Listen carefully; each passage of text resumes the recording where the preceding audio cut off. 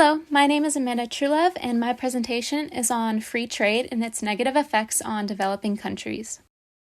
So what is free trade? Free trade is an agreement between two or more countries to reduce barriers to imports and exports and essentially remove government tariffs to promote trade. This is meant to boost the economy and is intended to be a prosperous economic arrangement for all involved in the free trade agreement.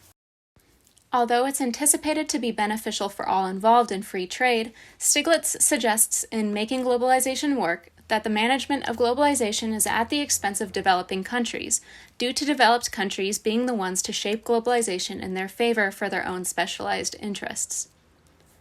Additionally, developing countries often agree to free trade only out of necessity, because to obtain loans from organizations like the International Monetary Fund or IMF, they must follow certain conditions, one of which being to agree to open their economy.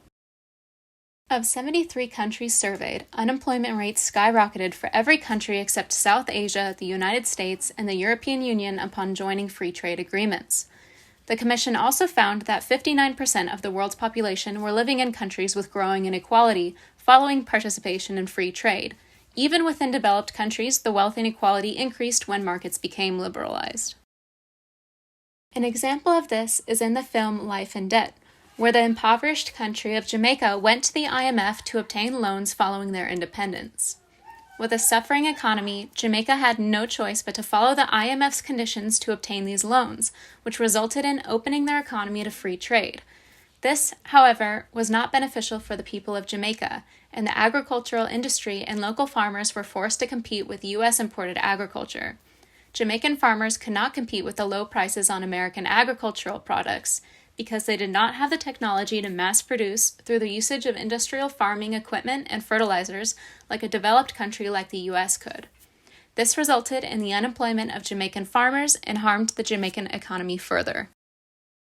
So what are possible solutions to making trade beneficial for developed countries and developing countries alike? My first suggestion begins with improving education systems, because I personally believe that a bottom-up approach will be more effective than a top-down approach.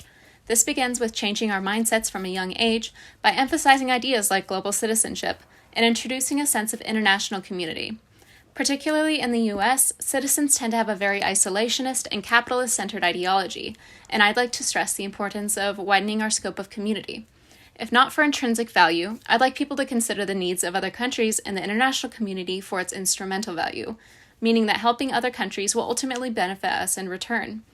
With improvements in the education system and more awareness being spread through films like Life in Debt, countries will be more willing to provide aid to one another, and this will also promote conscious consumerism choices within individuals as well. This leads to my next suggestion, which emphasizes individual accountability and personal agency to make ethical choices in our consumption to hold companies accountable for where they source their materials and products. This includes making a well-known and easy-to-access database where consumers can easily trace where companies get their products. This database will be mandatory for all corporations and businesses to document where their materials are sourced and what working conditions are like for those providing said products or materials. In addition to this, I'd like to suggest making a new business or grocery store centered around only selling products that are sustainably produced, ensuring that those growing the food abroad are being given a livable wage for their labor. This idea is partly inspired by the Fair Trade Certification, which is a label and certification given to agricultural products grown in developing countries that meet certain standards, which includes paying livable wages to farmers. Products with a certification show the consumer that for a slightly higher price they will be supporting workers in developing countries. Perhaps the aforementioned idea for a grocery store chain with sustainably sourced agricultural products could exclusively carry fair trade products or those similar to fair trade, whether the products are actually agricultural or not. The solutions I'd like to emphasize are those relating to education, awareness, and conscious consumerism, but I'd also like to mention governmental solutions as well.